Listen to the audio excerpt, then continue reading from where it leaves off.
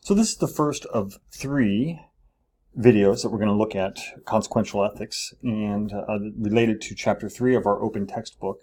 In this particular video, what we're going to do is we're going to look at, well, first I'm going to present you with a scenario, and then that's going to lead us into a discussion of 2 different views of ethics called deontological and teleological ethics.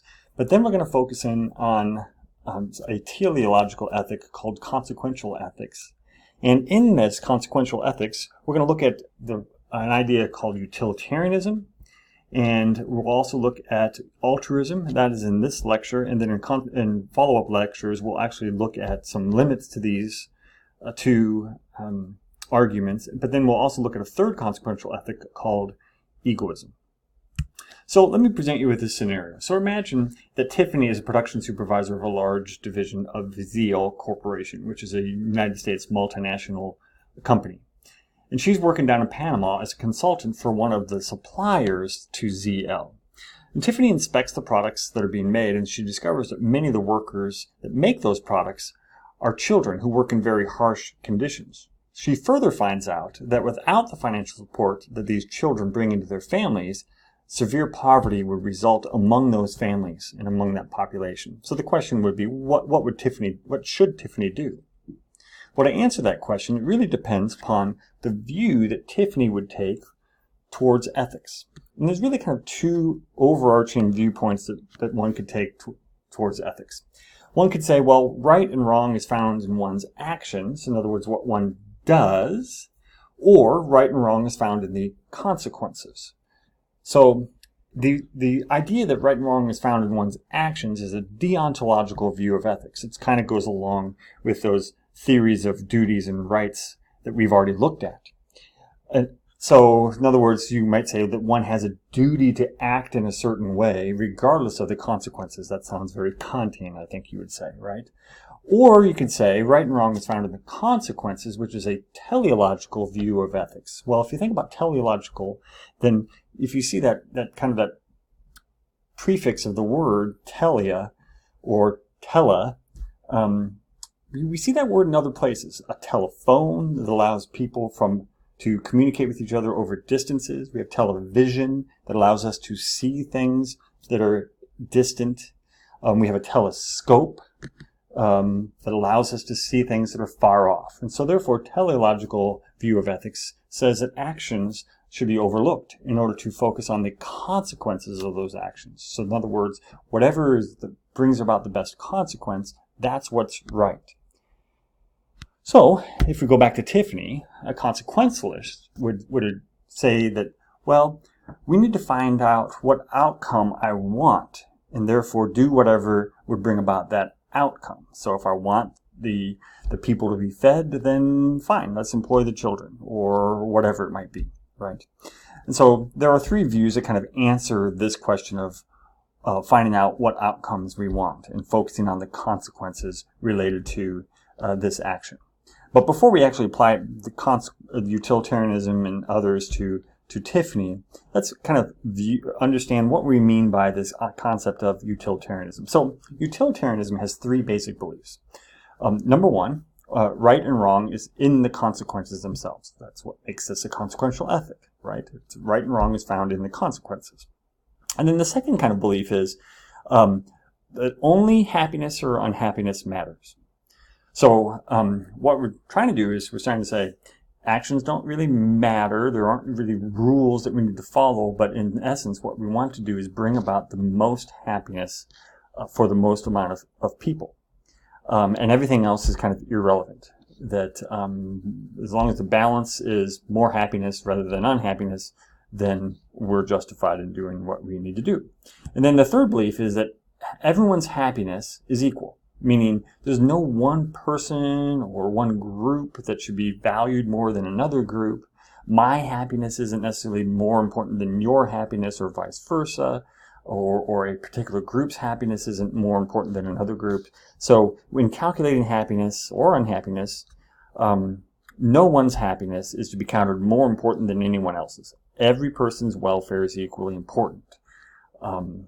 So that's a basic. So these are the 3 basic beliefs of utilitarianism. So through the years, utilitarianism first was kind of expressed by a man named Jeremy Bentham, who said, yeah, we just need to simply, life is all about trying to maximize our pleasure. We go throughout life, and everything we do really is to try and bring ourselves about more pleasure. There's things that we do, places we work, we want to bring about more pleasure. Somehow we treat, maybe our work as a means to an end. I work to live, right, instead of living to work. And so, as an example. And so Bentham would have said utilitarianism is all about hedonism, if you will, or it's all about pleasure, right? We seek to maximize the pleasure felt by individuals, right? And he would also, though, add, pleasure now is good, but not as good as pleasure in the long term. So in other words, he said, well, there may be some things that we really like to do now, but you know what? It may not be good for us in the long run, so therefore what we need to do is look out for maximize our long-term happiness or whatever. Then John Stuart Mill said, well, you know what? Perhaps we need to differentiate between what he called higher order and lower order pleasures. Lower order pleasures are things like the pleasure we get from food or drink or maybe drugs or even sex. These are things that are just kind of fleeting pleasures, if you will. And then he said that there were actually higher order pleasures that we gain from things that are more lasting. Poetry, the pleasure we get from learning and knowledge, study, or maybe even pleasure that we get from conversation with people, a good hearty dialogue. Those are higher order pleasures. And so he would say that we need to seek those higher order pleasures more so than the lower order pleasures. And then some might say, well, actually, really, pleasure, it's nice and all, but it's not very practical. And so therefore, sometimes they say, let's monetize our utilitarianism. So this is the traditional cost-benefit analysis that we often find in business, but which people sometimes apply to their everyday life. And so they just kind of, the benefits you get monetarily from one thing versus the negative aspects monetarily from another thing. So these are all kind of nuances of utility or utilitarianism. Most of the time, honestly, when people talk about utilitarianism, they really kind of talk about a hedonistic utilitarianism where you're just kind of maximizing the happiness of everybody or whatever. And so in any of these, really what you're trying to do is do the greatest amount of good for the greatest number of people, right? Another way to kind of nuance utilitarianism that your textbook talks about, so you want to be sure to read about these as well, is the difference between act utilitarianism and rule utilitarianism. Act utilitarianism is kind of the default, if you will. It's when people think of utilitarianism, they really kind of think of, well, we should do those specific actions if they actually increase one's happiness. In other words, if the consequences of someone's actions are that more people are benefited or more people are happy or more people gain pleasure, then that action is actually justified. Rule utilitarianism is an action that is right because it follows a rule that, when followed, in general, increases everyone's happiness. And so this is very similar to Kant's first formulation of his categorical imperative, but instead of focusing on the act, it focuses on the outcome. And so therefore you believe that an action is maybe can be intrinsically wrong if that act somehow leads to one's greater displeasure or disutility rather than utility. And so there's some nuances to the concept of utilitarianism. So applying utilitarianism back to Tiffany's dilemma. So based on kind of the values of utilitarianism or the beliefs of utilitarianism, one would just simply say, well, that one should do that which causes the greatest amount of happiness. Then we have to apply that to the case that Tiffany is faced with. And so she might say, well, if we employ children, we're bringing about happiness to the families of the children because, of course, they have more money to buy food, clothing, shelter, things like that. If we employ the children, we probably bring more happiness to ZL's investors because the cost of doing business is less because you don't have to pay children as much as you would have to pay perhaps an adult or whatever. And so therefore the investors and the managers are maybe more happy. Shoot, even consumers will probably be more happy because we don't have to pay as much for our goods because the company doesn't have to pay the children as much. And so there's a lot of parties here that are happy.